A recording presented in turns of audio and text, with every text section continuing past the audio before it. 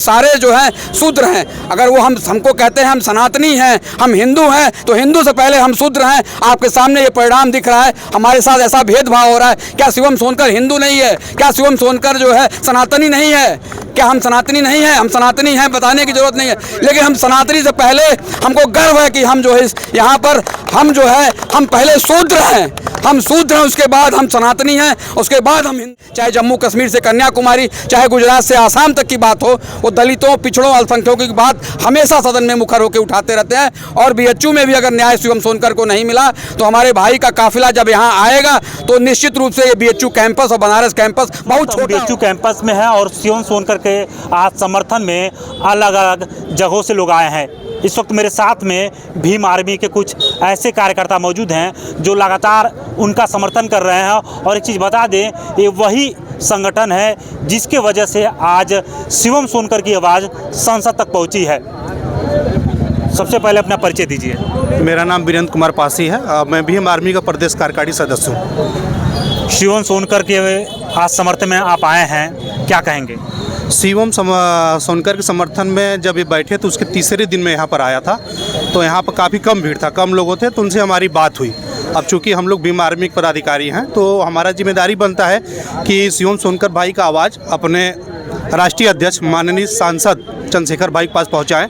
और मैं यही काम भी यहाँ किया कि इनसे बात किया, इनका जितना रिपोर्ट था, इनका जो भी था, कि जैसे कि पता चला कि ये जनरल में सेकेंड रैंक लाए हैं, इसके बावजूद भी इनका एडमिशन यहाँ पर नहीं हो पा रहा है। तो ये सब चीज़ें मैंने नोट की और मैंने अपने राष्ट्रीय अध्यक्ष जी को ये सब चीज़ें भेजा।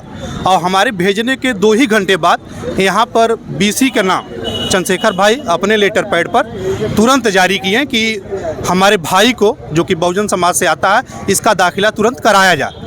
और हमने इनको आश्वासन दिया कि अगले दिन अगर सदन रहेगा तो हम आपकी आवाज़ सदन में उठवाएंगे। और सबसे पहले जो हमारे मुखिया हैं, जो हम लोग की आवाज़ है, जो कि छोटे छोटे हमारे से कार्यकर्ताओं की आवाज़ को सुनते हैं, उन्होंने हमारी आवाज़ को सुना, हमारी बातों को माना और सदन में शिवम सोनकर की आवाज़ को उठाया। उन्होंने कहा कि इनको दाखिला मिलना चाहिए। आज शिवम सोनकर पिछले 9 दिनों से धरना दे रहे हैं और आज देखा जाए पहले दिन बहुत कम लोग थे और आज काफ़ी संख्या में लोग आए हैं। तो क्या इसे समझा जाए कि जो आप लोग का प्रयास है वो सफल हो रहा है? यह बिल्कुल बिल्कुल हम लोग का सफल हो रहा है प्रयास। हम लोग अभी लगातार लगे रहेंगे और मैं तो तीसरे दिन से अभी तक लगा हूँ कंटिन्यू। और मेरी ड्यूटी है यहाँ पर लगी कि हर एक यहाँ की एक्टिविटीज़ हम वहाँ तक पहुँचाएँ। अगर 1-2 दिन तक और न्याय नहीं मिला तो हो सकता है कि हमारे मुखिया माननीय चंद्रशेखर आज़ाद जी बीएचयू जैसे प्रांगण में आकर भाई का दाखिला कराने में अपना पूरा सहयोग करेंगे। आपका क्या नाम है? मेरा नाम सुनील पटेल है, मैं विंध्याचल मंडल का मंडल कोऑर्डिनेटर आज़ाद समाज पार्टी। आपकी पार्टी के जो मुखिया हैं उनके द्वारा संसद में आवाज़ उठाया गया शिवम सोनकर का, आप लोग भी आज यहाँ पे आए हैं, तो क्या लगता है कुछ बदलाव परिवर्तन हुआ है तब से? देखिए, हमारी पार्टी का बुनियाद ही जो है कमज़ोरों और जो है पिछड़ों और अल्पसंख्यकों की लड़ाई के लिए ही जो उसकी उत्पत्ति हुई है। हमारे राष्ट्रीय अध्यक्ष माननीय चंद्रशेखर आज़ाद जी का जो है जन्म ही जो है संघर्षों से हुआ है। तो ये तो उनके दिनचर्या की बात है। कभी उन पे गोली चला दी जाती है, कभी जो है मथुरा में जाते हैं तो उनके जो है गाड़ियों के काफिलों को रोक के और पुलिस प्रशासन के सामने जो है उस पर जो है पथराव किया जाता है। अभी उड़ीसा में गए तो वहाँ पर जो है तमाम सत्ता पक्ष के लोगों ने जो है उनकी गाड़ियाँ रोक के फिर वहाँ उनको क्रैश करने का प्रयास किया गया। तो चंद्रशेखर आज़ाद जी एक विचारधारा की पार्टी हैं और हार और जीत से मतलब नहीं है।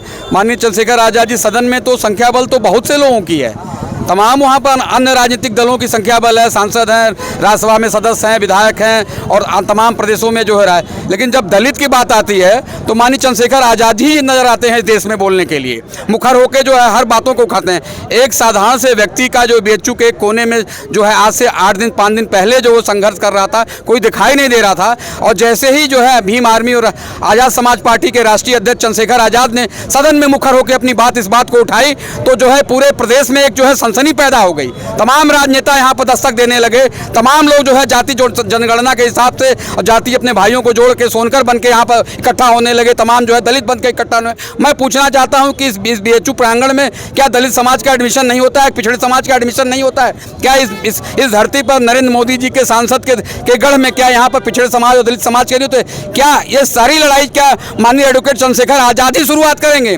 अगर ये सदन में होकर मुखर होकर अपनी बात को ना उठाए होते तो आज ये इतनी ताकत यहाँ पर पैदा नहीं होती। और हमारे भाई की ये ताकत इतनी है कि चाहे कोई रहे चाहे ना रहे, अपनी बात मुखर होकर इस देश में उठाते रहते हैं। पिछड़ों, दलितों, अमीरों की बात हमेशा लड़ते रहते हैं। और अगर शिवम सोनकर को न्याय नहीं मिलता है तो मैं यहाँ इस बात से आपके सामने आश्वस्त कर रहा हूँ कि भाई हमारे जो है इकलौते हैं संगठन को मजबूत कर रहे हैं पूरे देश में, चाहे जम्मू कश्मीर से कन्याकुमारी, चाहे गुजरात से आसाम तक की बात हो, वो दलितों, पिछड़ों, अल्पसंख्यकों की बात हमेशा सदन में मुखर होकर उठाते रहते हैं। और बीएचयू में भी अगर न्याय शिवम सोनकर को नहीं मिला तो हमारे भाई का काफिला जब यहाँ आएगा तो निश्चित रूप से ये बीएचयू कैंपस और बनारस कैंपस बहुत छोटा होगा। हमारी पार्टी दिखने में भले हमारे देश में, हमारे पार्टी में, हमारे सदन में हमारे राष्ट्रीय अध्यक्ष जी का एक ही जो है एक सदन में जो है एक नुमाइंदगी है, लेकिन मैं ये कहना चाहता हूँ इस देश में तमाम पिछड़ों के संघर्ष करने वाले नेता पैदा हैं, तमाम दलितों के नेता यहाँ पैदा हैं। फिर यहाँ पर इस कैंपस में इस परिस्थितियों में इतना देर क्यों हो रहा है? मैं सभी बहुजन के लोगों से ये निवेदन करना चाहता हूँ, ये शिवम सोनकर की लड़ाई नहीं है, ये लड़ाई जो है पिछड़ों, दलितों और कमेरों की लड़ाई है। ये लड़ाई 15 और 85 की लड़ाई है। हम सब जो है शूद्र के श्रेणी में आते हैं। मैं पटेल बन के बात करूं, कोई यादव बन के बात करे, कोई कहार बन के बात करे, कोई लोहार बन के बात करे, कोई सोनकर बन के बात करे, कोई दलित बन के बात करे, कोई चमार बन के बात करे, तो ये तो हमको खंड खंड में बांटने की राज है। और एक तरह से जो हम बता रहे हैं आपको, जिस खंड खंड में बांटने की बात चल रही है, हम सारे जो हैं शूद्र हैं। अगर वो हमको कहते हैं हम सनातनी हैं, हम हिंदू हैं, तो हिंदू से पहले हम शूद्र हैं। आपके सामने ये परिणाम दिख रहा है, हमारे साथ ऐसा भेदभाव हो रहा है। क्या शिवम सोनकर हिंदू नहीं है? क्या शिवम सोनकर जो है सनातनी नहीं है? क्या हम सनातनी नहीं हैं? हम सनातनी हैं, बताने की जरूरत नहीं है। लेकिन हम सनातनी से पहले हमको गर्व है कि हम जो है यहाँ पर हम जो है हम पहले शूद्र हैं, हम शूद्र हैं, उसके बाद हम सनातनी हैं, उसके बाद हम हिंदू हैं। हमको ये बरगलाया जाता है कि आप शूद्र नहीं हैं, आप पटेल हैं, आप पासी हैं, आप अहीर हैं, खटीक हैं, गड़ेरिया हैं, तेली हैं, तमोड़ी हैं, ये आपको बताया जाता है। आप बीएचयू के प्रांगण में देख रहे हैं, ये शिक्षा विभाग के सामने ये देख रहे हैं कि जहाँ पर जो है सरस्वती का वास होता है वहाँ भी भेदभाव है। तो आप समझ सकते हैं इस देश में कैसे जो है कमजोरों, पिछड़ों, दलितों को कैसे न्याय मिलेगा। काफ़ी लंबी चौड़ी आपने बात कह दी और इस दौरान तमाम नेताओं का भी आपने नाम लिया, जिक्र किया कि उस सदन में या उस विधानसभा में वो तमाम लोग मौजूद रहते हैं, लेकिन वो उनको आवाज़ सुनाई नहीं देती है। तो क्या लग रहा है कि इस तरीके से घटना होने के बाद अब उनको ये बात समझ में आएगी या ऐसे ही लोग चलते रहेंगे? नहीं, प्रयास तो हमेशा जो है इस देश में होता रहा है और तमाम लोग जो है इसको आंदोलित करते रहते हैं। लेकिन समस्या इस बात की है कि जहाँ पर एक संसद के पवित्र की जगह पर जहाँ पर ये बात रखी जाती है वहाँ पिछड़ों, दलितों, कमेरों को पता नहीं क्या सांप सूंघ चाहता है कि उस सदन में अपनी बात को अपने समाज के लिए, अपने हित के लिए नहीं उठा पाते हैं। यही बड़ा दुर्भाग्य है जो कि इस देश में 85% लोगों की संख्या बहुत ज़्यादा है। 15% से ऊपर आप बात करेंगे, 15-85 की बात है, तो 85% अगर एकजुट हो जाए तो ये बीएचयू कैंपस नहीं, ये पूरे हिंदुस्तान में जो भी वाक़याएँ घट रही हैं, चाहे किसी के साथ रेप होता हो, चाहे किसी के साथ जो है न्याय नहीं मिल रहा हो, चाहे कोई शिक्षा विभाग में किसी का हक अधिकार लिया जा रहा है, तो ये चीज़ें नहीं होती हैं। लेकिन एक चंद्रशेखर आज़ाद के आ जाने से ये पूरा परिसर जो है चंद्रशेखर मैं बहुजन हो रहा है। अब ये मान के चलिए कि सदन में अगर संख्या बल अगर हमारी पार्टी की बढ़ती है तो हम आपको आश्वस्त करना चाहते हैं कि देश के किसी भी कोने में ऐसी घटनाएं कभी नहीं होंगी।